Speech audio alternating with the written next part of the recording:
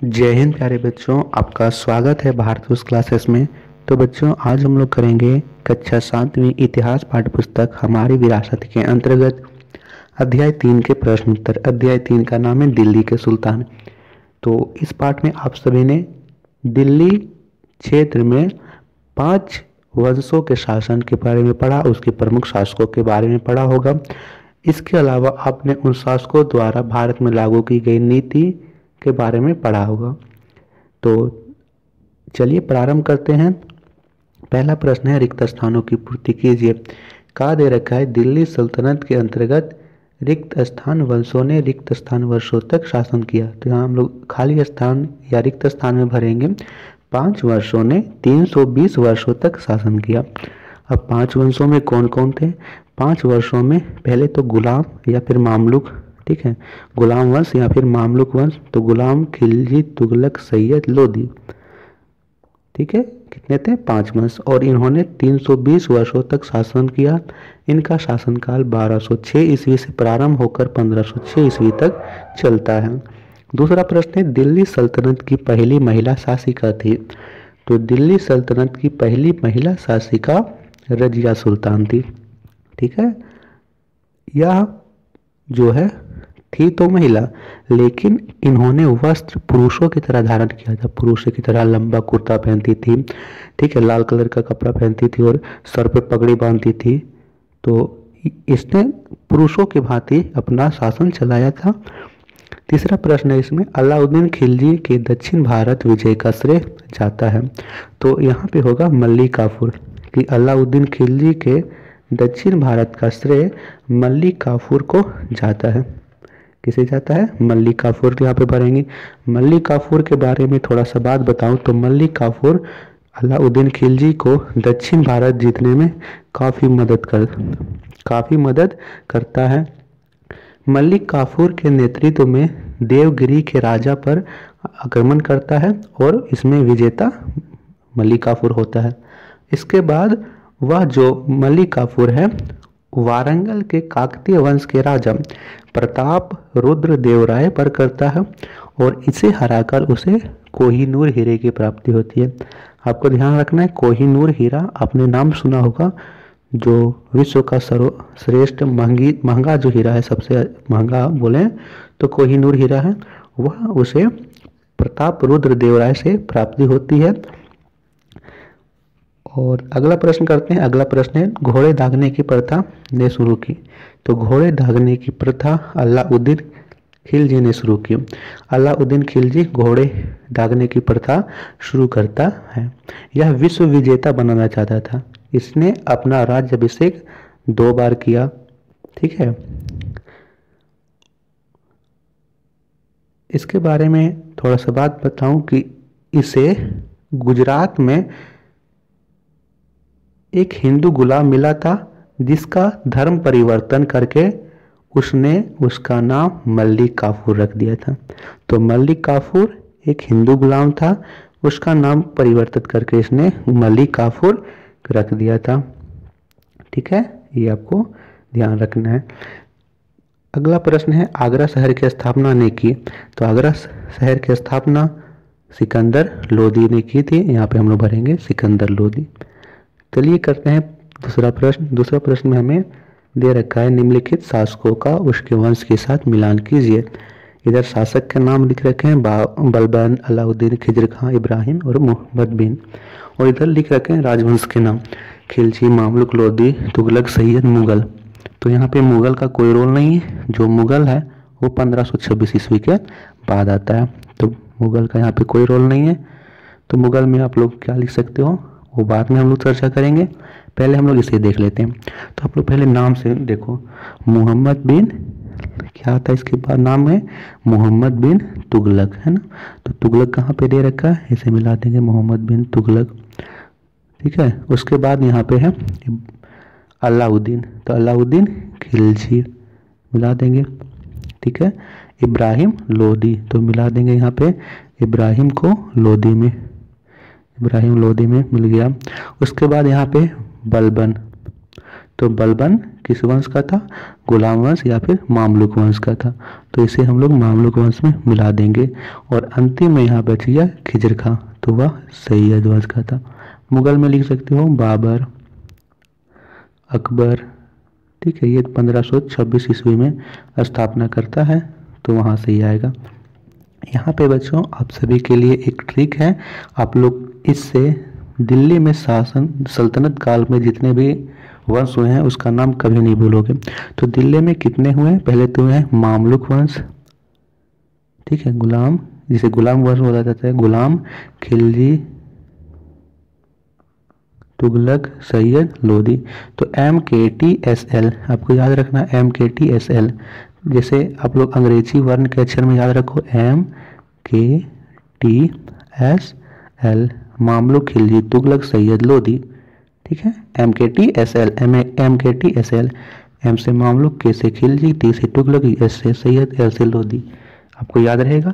Mamluk वंश का संस्थापक कुतुबुद्दीन ऐबक, खिलजी वंश का संस्थापक फिरोज शाह खिलजी, तुगलक वंश का संस्थापक गयासुद्दीन तुगलक, सैयद वंश का संस्थापक खिजर खां, लोधी वंश का संस्थापक था बहलोल लोधी, ठीक है।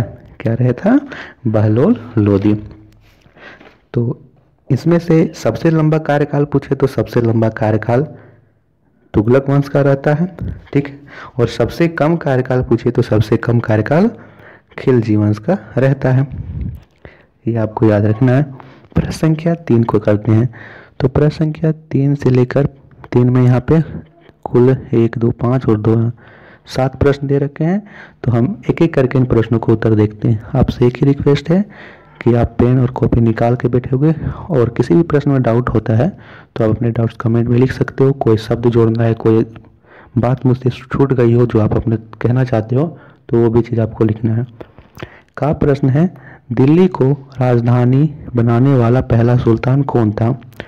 तो यहाँ पे आप लोग लिखोगे बच्चा कि दिल्ली को राजधानी बनाने वाला प्रथम सुल्तान इल्तुतमिश था। और इल्तुतमिश किस वंश थे सर? तो यह मामलुक वंश से था। किससे बच्चा? मामलुक या फिर गुलाम वंश। मामलुक का जो अर्थ होता है, मामलुक का अर्थ होता है स्वतंत्र माता पिता की संतान, ठीक है।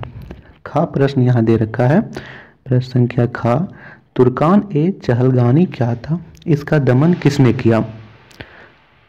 ठीक है, तो इसका उत्तर आप लोग लिखोगे, इल्तुतमिश ने सुदृढ़ शासन स्थापित करने के लिए 40 दलों का एक संगठन बनाया जिसे तुर्कान ए चहलगानी अर्थात 40 दल कहा जाता था। क्या कहा जाता था? तुर्कान ए चहलगानी या फिर 40 दल कहा जाता था।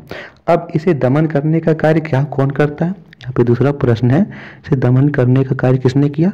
तो इसे दमन करने का कार्य बलबन ने किया। वह लोह एवं रक्त की नीति अपनाता है। वह जानता था कि चहलगानी अच्छे नहीं है, इसने चहलगानी को दहन कर दिया था, ठीक है। ये आपको लिखना है। प्रश्न संख्या गा इसमें दे रखा है, रजिया ने शासिका बनने के बाद कौन सा पोशाक धारण किया? तो रजिया सुल्तान जो दिल्ली सुल्तान की प्रथम शासिका थी, उन्होंने यहाँ लिखेंगे रजिया दिल्ली की प्रथम व अंतिम महिला शासिका थी। दिल्ली की प्रथम का अक्षर है दिल्ली सल्तनत की, ठीक है, दिल्ली सल्तनत की पहली व अंतिम महिला शासिका थी। रजिया ने वस्त्र त्याग कर पुरुषों द्वारा धारण किया जाने वाला काबा कुर्ता, जिसे कुर्ता कहते थे, और कुला एक प्रकार की पगड़ी होती थी, को अपनाया। रजिया ने सर्वप्रथम तुर्क सामंत वर्ग के शक्ति को तोड़ने और गैर तुर्क शासक वर्ग की शक्ति संगठित करने का प्रयास किया। ये आपको लिखना है बच्चा। आप लोग आराम से नोट कर लो, और नहीं होगा तो आप लोग इसका स्क्रीनशॉट ले लीजिएगा। आप लोग इसका आराम से नोट कर सकते हो, ठीक है। रजिया सुल्तान के बारे में बताऊं को तो इतिहासकार मिनहाज उस सिराज ने लिखा है कि रजिया एक महाशासिका थी, बुद्धिमान, न्यायप्रिय, उदारचित और प्रजा के शुभचिंतक, प्रजापालक और अपनी सेनाओं की कुशल नेत्री थी उसने बादशाहत के सभी गुण विद्यमान थे। ठीक है, ये आपको लिखना था। प्रश्न संख्या घ, तो घ प्रश्न दे रखा है, बलबन ने राज दरबार में किस ईरानी प्रथा की शुरुआत की।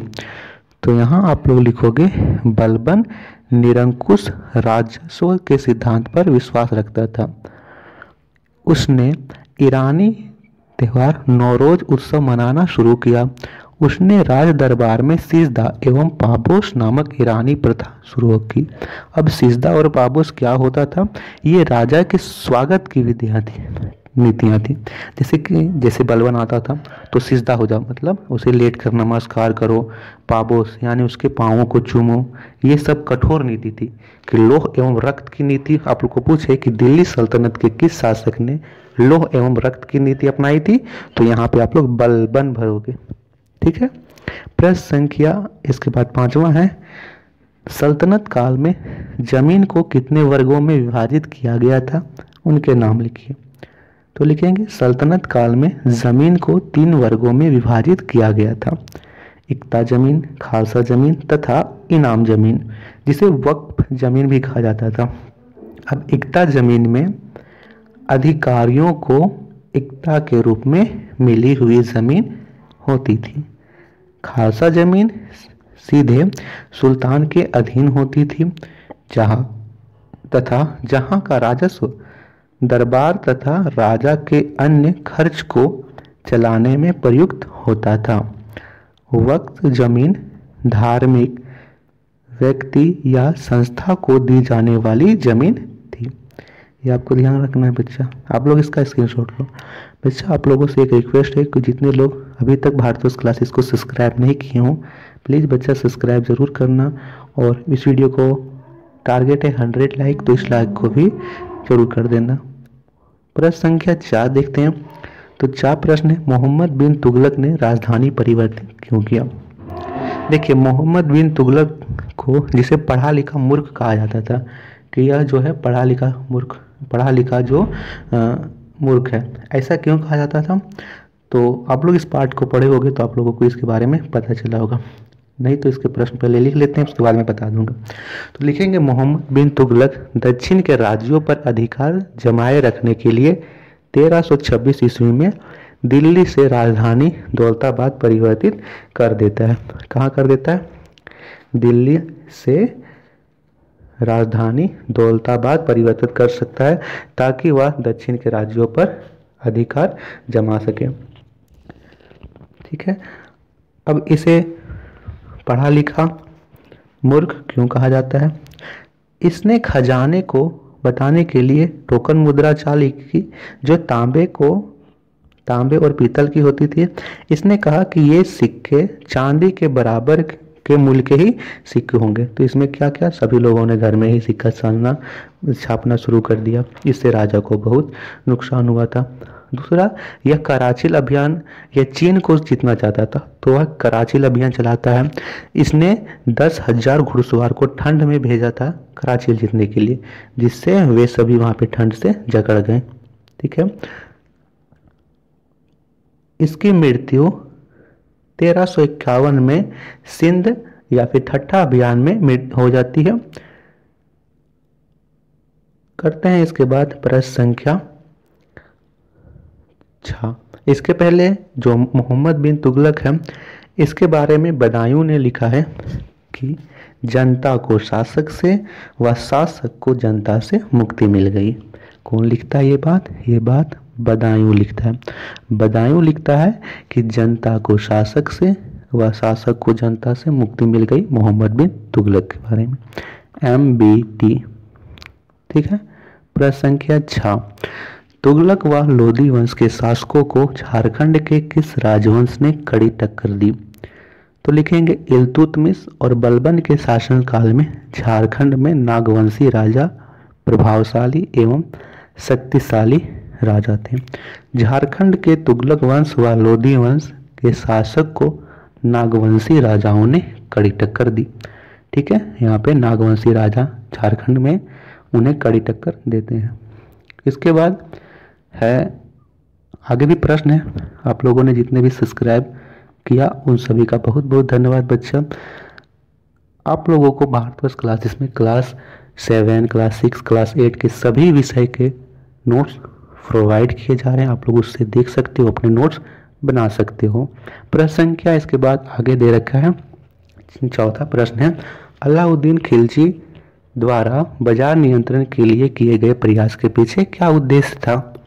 तो इसका उत्तर आप लोग लिखोगे, अलाउद्दीन खिलजी द्वारा बाजार नियंत्रण के लिए किए गए प्रयासों का निर्णय उद्देश्य था, नहीं यहाँ पे होगा निम्न उद्देश्य था, यानी नीचे लिखे गए उद्देश्य था, निम्न उद्देश्य था। पहला उद्देश्य था कि व्यापारियों एवं बाजार पर पूर्णतः नियंत्रण रखना। दूसरा था बाजार में वस्तुओं की कीमतों पर अंकुश लगाना, कि कोई मनमाने ढंग से कीमत नहीं बढ़ा दे, उस पर अंकुश लगाना। तीसरा था बेईमानी रोकने के लिए कम तोलने वाले व्यक्तियों को सजा देना, कि जो व्यक्ति जितना कम तोलेगा उसके शरीर से उतना ही मांस काट लिया जाएगा। ठीक है, ये वहाँ पे दंड प्रावधान था। चौथा था कि आम लोगों को राहत पहुंचाना, तो ये आप लोग लिख लोगे। प्रश्न संख्या 5वां यहाँ दे रखा है, इल्तुतमिश ने अपने शासनकाल में कौन कौन से नए कार्य किए? तो लिखोगे इल्तुतमिश ने अपने शासनकाल में निम्नलिखित कार्य किए। पहला, उसने साम्राज्य को जीतकर मजबूत किया। दूसरा, उसने भारत में पहला मकबरा सुल्तानगढ़ी में बनवाया। तीसरा, उसने अपने आप को सुल्तान ए आजम कहा। चौथा, सर्वप्रथम अरबी का सोने का सिक्का इल्तुतमिश ही चलाता है। कौन चलाता है बच्चा? इल्तुतमिश ही चलाता है, ये आपको लिख लेना है। भारत में मुस्लिम का वास्तविक संस्थापक इल्तुतमिश ही था। ठीक है, ये चीज़ भी आपको ध्यान में रखना है।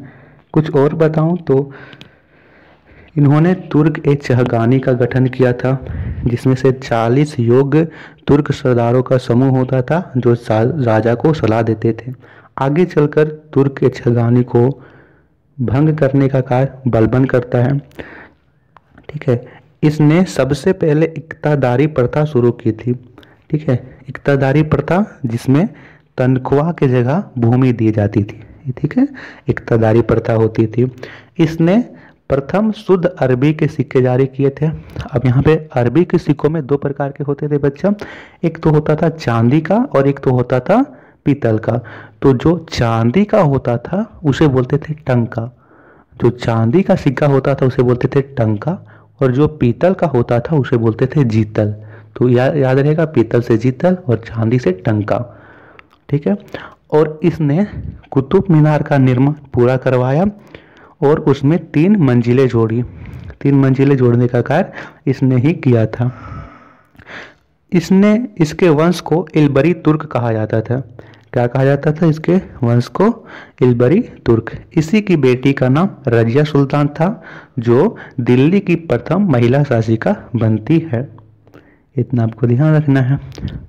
इसके बाद प्रश्न संख्या 6, दिल्ली सल्तनत या फिर सल्तनत काल में न्याय के लिए क्या व्यवस्था थी? तो इसका उत्तर आप लोग लिखेंगे, सल्तनत काल में न्याय प्रशासन का सर्वोच्च अधिकारी सुल्तान था। उसका कर्तव्य शरीयत के अनुसार न्याय का संपादन करना था। शरीयत इस्लामिक कानून को कहते हैं। कई बार या MCQ में आ जाता है एक लाइन के आंसर में कि शरीयत क्या था, तो शरीयत इस्लामिक कानून था। उसकी सहायता के लिए दीवान ए काजा मुख्य न्यायाधीश होता था।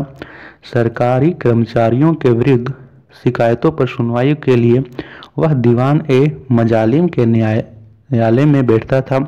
यह न्यायालय सप्ताह में 2 बार लगती थी और मुख्य काजी उसकी सहायता करता था। साधारण रूप से दीवानी तथा फौजदारी मुकदमा का निर्णय काजी ए मुमालिक और मालिक या मुख्य काजी करता था। प्रांतों तथा नगरों में काजी नियुक्त किए जाते थे। दंड विधान कठोर था, प्राय अंग विच्छेद या मृत्यु दंड तक दिया जाता था।